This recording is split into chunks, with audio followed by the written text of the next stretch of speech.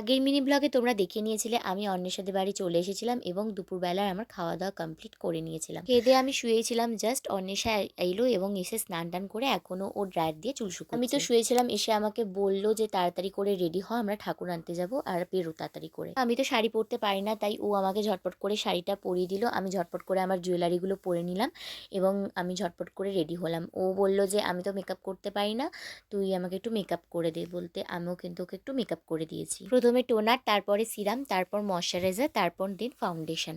আর এখানে কিন্তু আজকে আমি প্রত্যেকটা প্রোডাক্টই ডট অ্যান্ড কে ইউজ করছি, কারণ আমি কিন্তু একদমই বেশি মেকআপ করব না। কারণ যেহেতু এসে আবার ভালো করে সাজগোজ করব, তো সেজন্য একদম ভালো ভালো প্রোডাক্ট আজকে আমি কিন্তু ইউজ করছি। আমরা কিন্তু খুব তাড়াহুড়োর মধ্যে রেডি হচ্ছিলাম, শুধু আমি না, অন্বেষা, অনন্যা। অনন্যা ওর মামার বাড়িতে, মানে ওর মামির মেজো মামির কাছে শাড়িটা পরতে গিয়েছিল।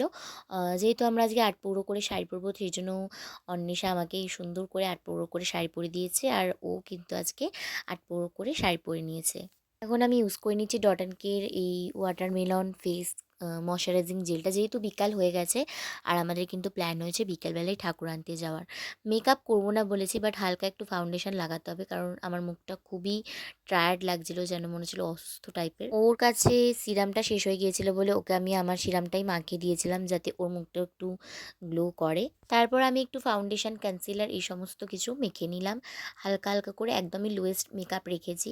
যদিও বা এসে আমি আর মেকআপ করিনি, শুধু একটু টাচ আপ করে নিয়েছিলাম, যেহেতু তাড়া মারছিল, পুজোর কাজও করতে হবে। দেন বলতে না বলতেই চলে এসেছে অনন্যা সেজে গুজে, মানে শাড়ি টাড়ি পরে, নর্মালি ও শাড়ি পরেছে, মেকআপ করতে এসেছে আমাদের কাছে। আমরা বলেছিলাম ওকে একটু মেকআপ করে দেবো। আর আটপৌরো শাড়ি করতেও খুব ভালো লাগে, আর আজকে আমি পরেছি একদম লাল একটা শাড়ি, খুব সুন্দর একটা শাড়ি।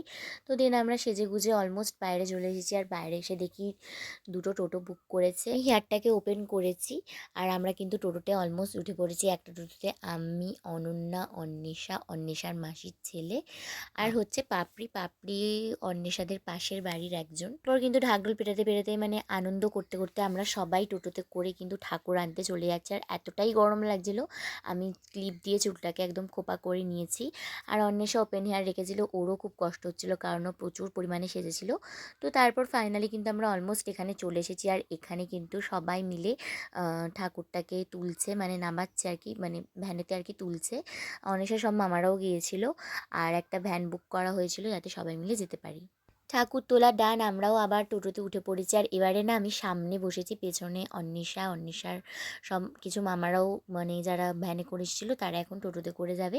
তো আমি সমস্ত ক্লিপ ফুটেজ এগুলো নেব বলে কিন্তু সামনে বসেছি। আর ওই যে দেখতে পাচ্ছ সামনে অন্বেষার দুই মামা, ওরা বাইক নিয়েও এসেছিলো। আমরাও ঠাকুর নিয়ে যাই, তোমরাও ভিডিওটা দেখতে থাকো। দেখা হবে অন্য কোনো একটা ভিডিওতে। Tata, by.